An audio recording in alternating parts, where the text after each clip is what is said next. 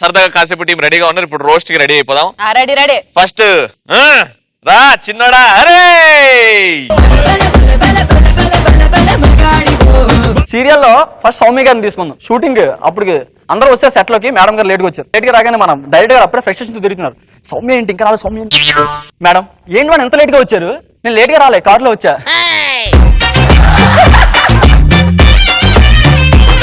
ఎలా ఉంది పంచ్? ఎలాంటి పంచులు పటాసులు వేస్తే బాగున్నాయి, ఇంకా ఎక్కువ కాంపిటీషన్ వచ్చేద్దాం. సరే ఇంతకీ పంచ్ ఎలా ఉందో చెప్పలేదు డైరెక్టర్ గారు. కాఫీలో కారం నుంచి టేస్ట్ అడిగినట్టు ఉందండి, కాఫీలో కారం నుంచి టేస్ట్ అడిగినట్టు ఉందండి. సరే రండి, సెట్ టైం అయిపోతుంది రండి. రండి అంటే సౌమ్య గారు సీరియల్ కదా ఎలా వస్తున్నారు. వెనకాల చూస్తే డైరెక్టర్ గారు ఏంటి సౌమ్య గారు ఏం చేస్తున్నారు? నడుస్తున్నారా? ఇంకా నేషనల్ హైవే వేస్తున్నారా అనుకున్నాను నేను. మీరు అంత స్లోగా నడిస్తే సీరియల్ నేను కాదు, నా కొడుకు తీయాల్సి వస్తుంది. అప్పుడు తొందరగా నడండి. నేను సీరియల్ చూడలేదా? ముద్దబంతి సీరియల్లో పెళ్లి కూతురు ఎంత సుకుమారంగా నడిచింది.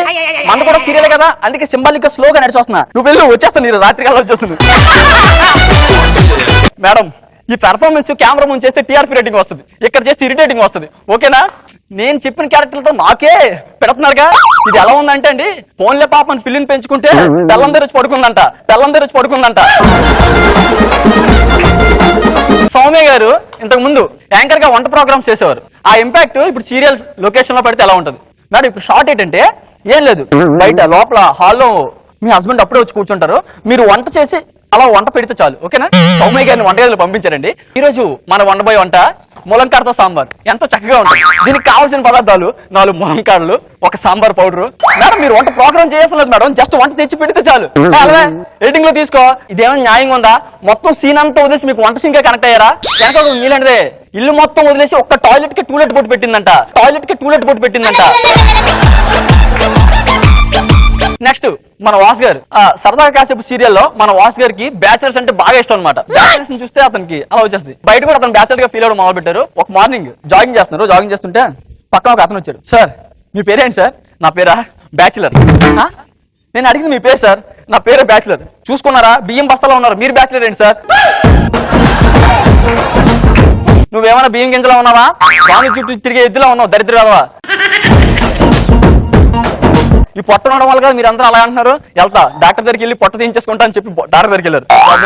సార్ నాకు పొట్ట ఎక్కువ ఉంది సార్, పొట్ట తీయించాలి. అలాగనంటే కొంచెం 1.5 కిలోమీటర్ ఉంది. ఆ పొట్ట చూసారు ఎంత ఉందో? పైన మేడం వస్తున్న వాటర్ ట్యాంక్ మీ పొట్ట పెట్టినట్టుంది.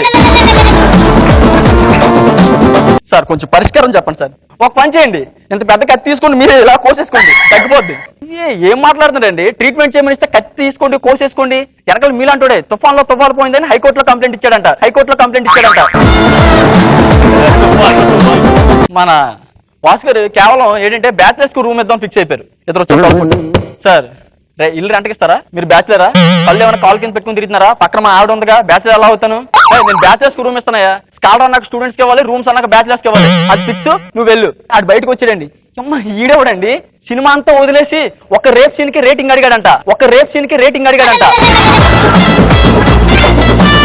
ఒక బ్యాచిలర్ వచ్చారు. అదే ఆ బ్యాచిలర్ ఎవరు కాదు, విశ్వ గారు. ఫస్ట్ వచ్చారు, వచ్చి తలుపు కొట్టి ఎవరు బాబు, ఎవరు నువ్వు? సార్ నేను బ్యాచిలర్ సార్. వెంటనే వాస్కర్ బ్యాచిలర్ 100 మంది పైసి మీ ఒక్కడికి వచ్చినట్టు అంత ఎక్సైట్మెంట్ ఎందుకు సార్? బ్యాచిలర్స్ గురించి ఎన్ని రోజులు వెయిట్ చేస్తున్నా తెలుసా? దేనికి? రూమ్ లో దింపుతామరా, దేనికోసం కాదు. సర్లే లోపల రా. ఫారెన్స్ వరకు తెచ్చి ఓపెన్ చేసి ఏం విషయం తాగుతా? అబ్బాయి లేదండి, అమ్మగారిని ఫోన్ చేసి అడుగుతా. ఆల్కహాల్ తాగడానికి అమ్మగారిని, నూనె రాసుకోవడానికి నాన్నగారికి ఫోన్ చేస్తారా? నువ్వు ఎవరో నీ బ్యాచిలర్ అసలు నువ్వు వెనక నీళ్ళంటుడే పుస్తకాలకు వెళ్ళి పుణ్యం రాలేదని సీఎం కంప్లైంట్ ఇచ్చాడంట.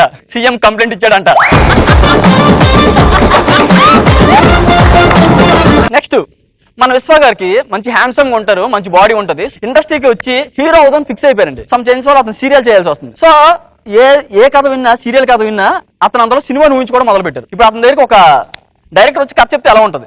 విశ్వ గారు మనం ఒక మంచి సీరియల్ తెద్దాం. ఫస్ట్ షాట్ ఏంటంటే మీరు ఇలా వెళ్తారు, ఇద్దరు ఒక అమ్మాయి ఉంటుంది, నన్ను ఎందుకు మోసం చేసామని కొట్టాలి. ఆగండి డైరెక్టర్ గారు. ఏమండి విశ్వ గారు, ఇక్కడ కొట్టిన వెంటనే ఆ అమ్మాయి గోడ తగిలి బౌన్స్ అయ్యి ఈ గోడ తగిలి మళ్ళీ ఇక్కడ పడాలి. ఎలా ఉంది షాట్?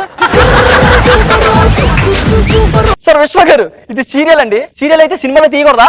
అప్డేట్ అవ్వండియా.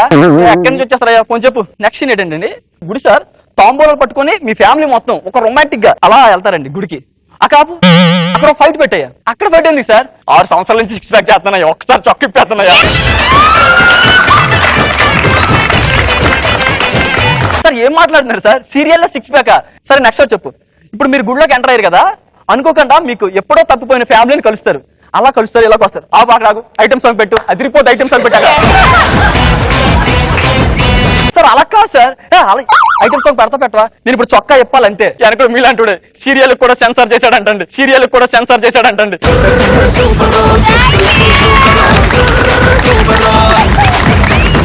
విశ్వ గారు, వాసు గారు అండ్ సౌమ్య మీ ముగ్గురు మీద చేశారు కాబట్టి మీకు ఎలా అనిపించింది చెప్పండి. బాగుంది. నన్ను ఆల్మోస్ట్ నా చొక్కా అయిపోయినట్టు అనిపించింది. చిన్న భయం వేస్తుంది, నెక్స్ట్ వచ్చే వాళ్ళు ప్యాంట్ కూడా ఇప్పేస్తారేమోనని.